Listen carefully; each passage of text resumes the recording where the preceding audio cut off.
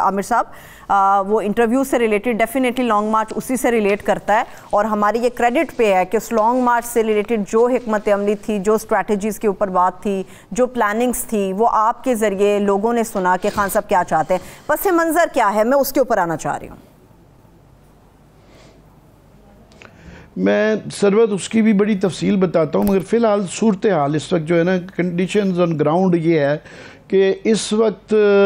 ज़ाहिर है पूरा पंजाब जीटी रोड जो है वो बंद है तकरीबन, और गुजरांवाले में आज जलसा हो गया और ये चलता चलता ये 10-15 रोज़ लगता भी, और पूरी जीटी रोड आपकी बंद है। जीटी रोड बंद होने से आपकी पाकिस्तान की मेन आर्टरी जिसके इर्द गिर्द आपके मेन शहर हैं वो भी बंद रहेंगे। इस्लामाबाद में ऑलरेडी एक तरफ कंटेनरों की और खंदकों की पता नहीं क्या क्या प्लानिंग हो रही है, साथ में उन्होंने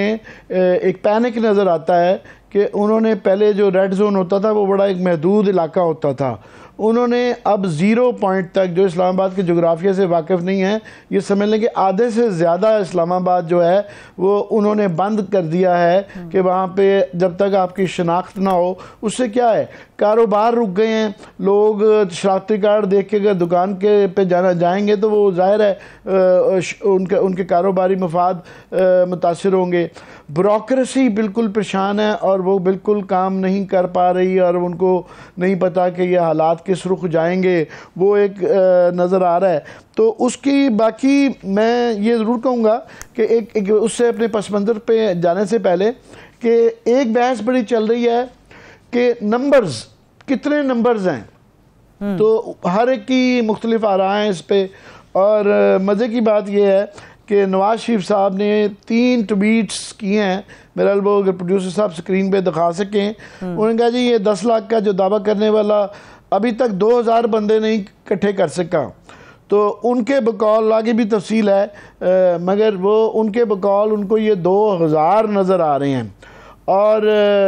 गालबन जो पीटीआई के हैं उनको ज़ाहिर है ये लाखों नज़र आ रहे हैं। Truth is always somewhere in between. तो मेरा ये ख्याल है कि मैं उस पर आऊँगा भी, जो इमरान खान साहब की उससे मैंने की कि स्ट्रेटजी क्या है। ये सिर्फ जीटी रोड नहीं है, मेरा ख्याल है वो मोटरवे के ज़रिए लोग आ रहे हैं, उस पर बात करूँगा। अब मैं आ जाऊँ कि मुझे मौका मिला इमरान खान साहब से on the eve of long March interview करने का, और उसका मेरी असेसमेंट है ये, उसका ये कोई उनके एग्जैक्ट अल्फाज नहीं हैं, पर मैंने जो उससे अखज़ किया वो मैं बता देता हूँ कि उनका लुबे लबाब ये था, और मैंने इंटरव्यू से पहले भी उनसे इनफॉर्मल गुफ्तगू करने का मौका मिला और बाद में भी इनफॉर्मल गुफ्तगू करने का मौका मिला,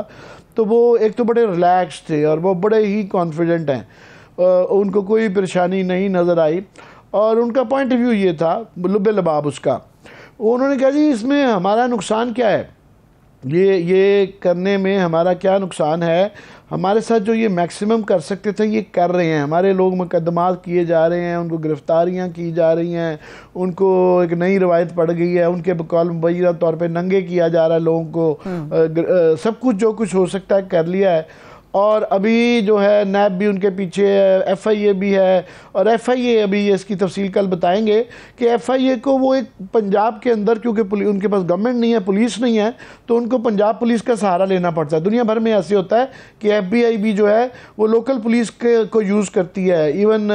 बलोचिस्तान में एफसी को जब यूज़ करना होता है तो वो भी लोकल पुलिस के साथ चलती है। वो एक पैरेलल फोर्स खड़ी कर रहे हैं कि कानून बना के एफआईए जो है वो एक पुलिस इदारा बन जाएगा ताकि जिसको मर्जी सूबे के अंदर भी उठा सके। तो एक तो वफाक और सूबे की ये लड़ाई बड़े ख़तरनाक हद तक ये कॉन्स्टिट्यूशनल क्राइसिस हो सकता है, ये बढ़ सकती है। दूसरा उनका कहना था कि ये हमारी प्रोटेस्ट करने से कम ये इसमें मेरा ख्याल है असेसमेंट उनकी, मेरी असेसमेंट कि इससे शायद थोड़ा सा जो कर सकते थे वो कर लें, शायद कमी आए। दूसरा उन्होंने कहा, उनके अंदाज़ा जो मैंने लगाया वो ये कि इसकी फ़िक्र जो है ना ज़ाहिर है इस्टेब्लिशमेंट को भी करनी चाहिए, वो इसलिए कि ये बहरहाल ये असद उमर साहब कह तो रहे थे कि हम एंटी इस्टेब्लिशमेंट नहीं हैं, मगर जिस तरीके से पहली दफ़ा पाकिस्तान की तारीख में हुआ है कि जर्नैलों के जलसों के अंदर नाम लिए जा रहे हैं, इश्तिहारों में उनके लिए इस्तेमाल XYZ किया जा रहा है और लोग उस पर आगे तालियां बजा रहे हैं, तो ये बहरहाल एक ख़तरनाक सिचुएशन है। और उससे आगे ये है कि ये जो मार्च जब पिंडी पहुंचेगी तो मेरा ये है कि उनकी स्ट्रेटजी जो मैं समझ पाया हूँ वो ये है कि बिल्कुल वो वहाँ से तो होगा, पूरे जीटी रोड से गुजर के आएंगे। यहाँ पिंडी पे उन्होंने जो 6-7 एंट्री एग्जिट पॉइंट्स हैं ना, इधर से इन्होंने कंटेनर लगाए होंगे, दूसरी तरफ जो है पीटीआई के वर्कर्स होंगे, और उन्होंने पूरा इंतज़ाम किया हुआ है कि उनको खाना पानी सब कुछ फराहम किया जाए। तो ये जब कैपिटल आपका समझ लें कि राजधानी का एक मुहासरा हो जाए तो गवर्नमेंट रुक जाती है। और ये 2-4 दिन आप देखें फैज़ाबाद के अंदर वो जो मौलवी हजरात आए थे 2-4 हज़ार लोगों के साथ उन्होंने इस्लामाबाद बंद कर दिया था। ये तो पूरा एक तरफ से आप देखें कश्मीर हाईवे या जो भी पॉइंट्स हैं सारे वो बंद कर देंगे, तो यहाँ के लोग बाहर नहीं जा सकते, बाहर के लोग यहाँ नहीं आ सकते, तो ये एक बहुत बड़ा क्राइसिस तो होगा। सबसे ज़्यादा ख़तरनाक इसके अंदर एक मामला ये है कि ये जो जुलूस आएगा ये मरी रोड से आएगा, जीटी रोड से, क्योंकि इस्लामाबाद एक्सप्रेस हाईवे जिसको जोग्राफिया का नहीं इस्लामाबाद का पता, वो इस्लामाबाद के एरिया में है। सो ये जीटी रोड मरी रोड से आएगा। मरी रोड पे जीएचक्यू भी आता है, उनकी काफ़ी सारी फौजी यूनिटें भी हैं। तो एक बहरहाल एक तशवीशनाक सूरत हाल ज़रूर है। और उसमें मैं सिर्फ ये मिसाल दे दूं कि ये तशवीशनाक हमेशा होती है और होनी भी चाहिए कि ये JUI के, मैंने वो खबर ब्रेक की थी कि मौलाना फजलुर रहमान पे नैब के काफ़ी सारे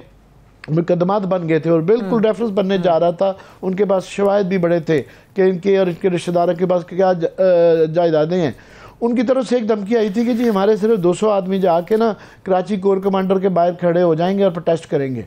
उसके बाद से वो एक प्रेशर आया, ये मेरे पास खबर मैं दे रहा हूँ कि नैब वालों का वो खबर ही गायब हो गई, वो तफ्तीश ही गायब हो गई, उसके बाद किसी ने जिक्र ही नहीं किया। तो ये एक इम्पैक्ट आता है जिसका बहरहाल एक मसले का हल निकालना पड़ता है। लास्टली जो इमरान खान की मैंने अंदाज़ा लगाया, उन्होंने तो एक इलेक्शन कैंपेन स्टार्ट कर रही है ना, उनको ही हैज़ नथिंग टू लूज़, कि वो एक किस्म की जब भी इलेक्शन होगा तब भी होगा, लोगों की मोबिलाइज कर रहे हैं। और कर क्या रहे हैं, वो सेंट्रल पंजाब जो कि गढ़ रहा हुआ है नून लीग का, लाहौर पहले जा चुका हुआ है, ये गुजरांवाले में ये जो जलसे आप देख रहे हैं ये 2000 लोग नहीं है, बहुत ज़्यादा हैं। और सेंट्रल पंजाब के अंदर जो है फैसलाबाद वो पहले नून लीग खो चुकी है, लाहौर भी डिवाइडेड है। अब गुजरांवाला डिस्ट्रिक्ट, फैसलाबाद डिस्ट्रिक्ट और उसके बाद सियालकोट और नारोवाल डिस्ट्रिक्ट,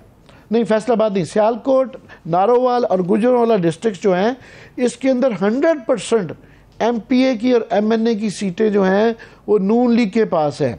तो ये उनका आप समझ लें कि पॉलिटिकल जो है ये किला है, ये उनकी फोर्ट्रेस के अंदर दरार डाल रहे हैं वो। तो ये एक लम्हा फिक्रिया होगा, तो उसके पीछे उनकी स्ट्रेटजी है। और मैं समझता हूँ कि वो इसको फाइनली कहीं ना कहीं काकड़ मोमेंट की तरफ लेके जा रहे हैं कि किसी ना किसी को कहीं ना कहीं तो ये करना पड़ेगा। तो ये मुझे ग्रैंड स्ट्रेटजी लगती है। आपने वक्फा शायद देना होगा, उसके बाद आप या सवाल आए तो आप बात कर सकती है।